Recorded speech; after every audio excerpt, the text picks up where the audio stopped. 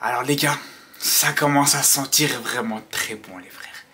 Le joueur qu'on attend depuis plus d'un an les gars. Depuis l'Euro 2024, on attend Nico Williams avec impatience.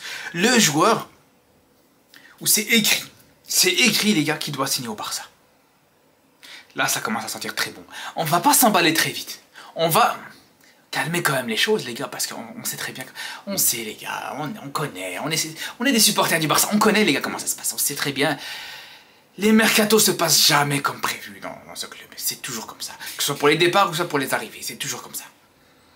On a bien vu encore une fois, là je vous le dis, je le sens très bien, même si je vous le dis, hein, même si Nico Williams il signe, demain on apprend qu'il signe, tant qu'il joue pas vraiment et qu'il porte pas le maillot du Barça, qu'il commence pas à jouer les premiers matchs de Liga, je serai pas serein. Parce qu'on sait très bien les gars, même il va commencer à jouer, même il va signer, il va commencer à jouer, t'as Tebas encore une fois qui va arriver, t'as la Liga qui va arriver encore une fois qui va dire mais l'inscription, non mais ça va pas, mais t'es pas encore sur le 1 sur 1 les gars, on sait très bien, on a eu le problème avec Olmo sur toute la saison dernière les frères.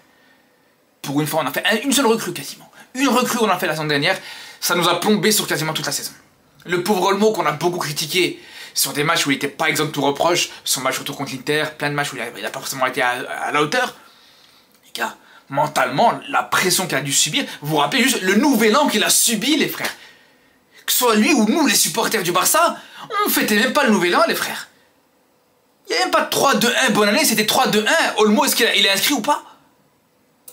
C'est pour vous dire, les gars, que pour Olmo, ça commence à sentir très bon, c'est positif, c'est très positif.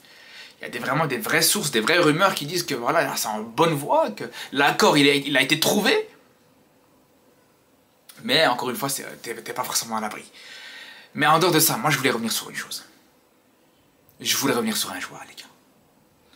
S'il y a une personne on peut remercier pour ce potentiel transfert, c'est pas Nico Williams, c'est pas les dirigeants de Bilbao, c'est encore moins les dirigeants du Barça, j'ai envie de vous dire, c'est Yamal, les gars. Yamal, dans cette histoire, je ne sais pas si on se rend compte du rôle qu'il a eu. Je peux vous dire que si Nico Williams y signe, on peut être éternellement reconnaissant envers Yamal, les gars. On avait une direction qui était partie pour te recruter Perisic, les gars. Quand même, faut quand même se rendre compte de ça. Ça parlait de Martinelli, ça parlait de Perisic. Mais Yamal, depuis un an, il n'a pas lâché. Il a mis la pression à la direction du Barça. Il a mis la pression, entre guillemets, à son pote Nico Williams pour qu'il vienne au Barça. C'est Fabrizio Romano lui-même qui le dit. Il dit Yamal, sur les dernières semaines, les derniers mois, à chaque fois qu'il parle à Nico Williams, c'était pour lui dire de venir au Barça. Vous vous rendez compte ou pas? Vous vous rendez compte? Là, on parle quand même de Yamal, qui déjà sur le terrain, c'est le meilleur joueur de la planète actuellement. Et en dehors du terrain, c'est le meilleur directeur sportif du Barça depuis des années, les frères. Vous vous rendez compte ou pas? Est-ce que vous réalisez ou pas? C'est pour ça, les gars, je vous le dis, hein, je vous jure que c'est Nico Williams qui signe au Barça, pour moi. Yamal, il doit prendre une commission, il doit prendre un pourcentage sur la commission, justement, il doit prendre une augmentation, une prime, je sais pas. Mais pour moi, il mérite clairement quelque chose. Je vous le dis, et je suis très sérieux, les frères. Je suis totalement sérieux. Parce que sans ça, je vous le dis, jamais de la vie, Nico Williams serait revenu. Jamais de la vie, il serait venu au Barça, les gars. Et jamais de la vie, les négociations auraient repris. Et on l'a vu, les gars. On a vu les rumeurs qui ont commencé à venir. Et juste derrière, Yamal, très malin dans sa communication, qui met une story avec lui et Nico pour le coup. Il est fort. Je vous le dis, ce petit est fort, mais dans tous les aspects, il cessera, je vous le dis, hein, il cessera jamais de me surprendre. Sur le terrain, en dehors du terrain, partout, dans tous les niveaux. Mais bref, pour en revenir à Nico Williams, alors bien sûr, on va revenir sur ça, on aura l'occasion d'en reparler sur l'aspect un peu plus sportif.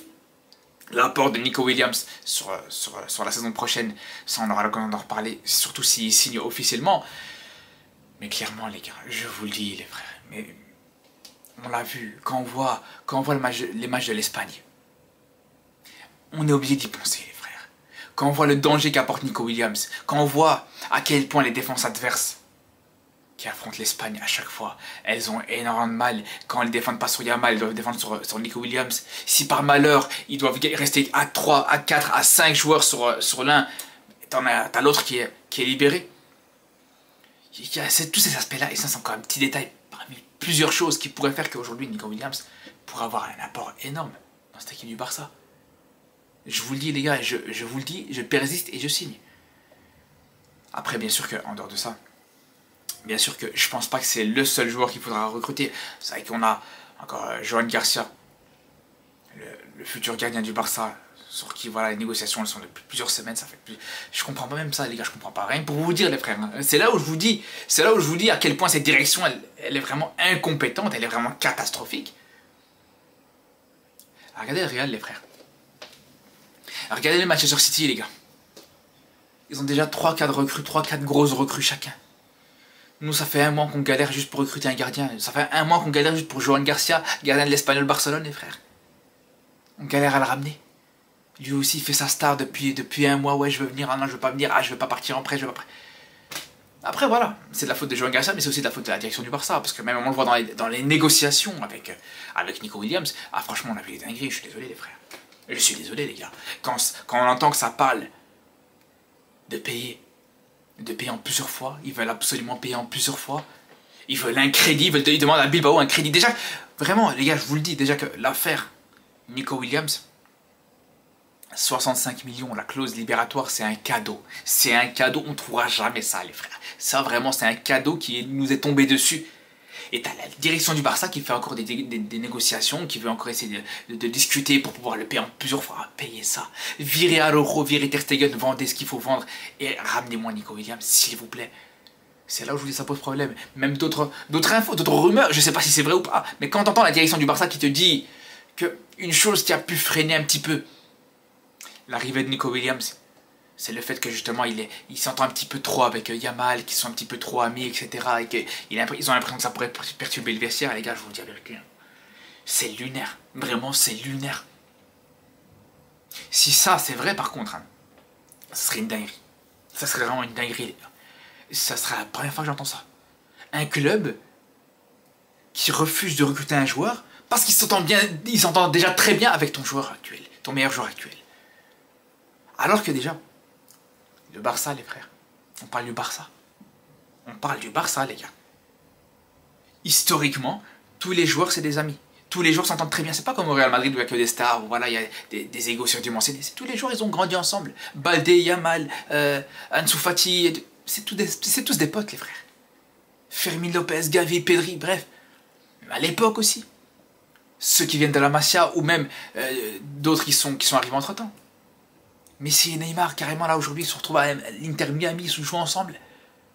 Messi, Jordi Alba, bref. La liste elle est encore très longue, les gars. C'est là où je vous dis vraiment cet argument de ouais, non, mais ils sont trop bonnes. J'espère vraiment que c'est faux, les gars. Parce que vous imaginez, ça ramène pas Nico Williams qui vraiment, il peut être le renfort idéal pour un coût très restreint. Tu ne fais pas venir à cause de ça, mais franchement, je pense qu'on est vraiment sur la clonerie du siècle, c'est sûr et certain. Bref, on va suivre, comme je vous dis, ce mercato de très très près, les gars. D'ailleurs, j'ai pas encore eu l'occasion. Comme je vous l'avais dit comme je l'ai dit il y a quelques jours d'ici, je me suis installé au Maroc, je suis en plein déménagement. Donc c'est ce qui fait que j'ai pas encore eu l'occasion aussi de faire cette fameuse vidéo sur le mercato idéal. Alors, celle que j'ai faite l'année dernière, elle a fait beaucoup parler encore aujourd'hui, il y en a qui la ressortent. Je vous rassure les frères, si je refais une vidéo sur le mercato idéal, je ne ferai pas un mercato gratuit comme je l'avais fait l'année dernière. Parce qu'encore aujourd'hui, ça sort du contexte. Il y en a qui ressortent certains extraits sans préciser que j'avais parlé d'un mercato à 0 €, tout simplement, les gars. Bref, je vous dis dans les prochains jours, normalement ça arrivera, je ferai cette fameuse vidéo, j'attends vraiment d'être bien installé parce que c'est une grosse vidéo, ça me demande voilà, des petites préparations au niveau du montage, au niveau de, voilà, pour que visuellement ça soit intéressant, ça soit beau visuellement aussi à voir et que, voilà, ce soit pas juste moi qui parle devant la caméra. Bref, en tout cas, on se dit à très bientôt, les gars, et surtout d'ici là, prenez soin de vous.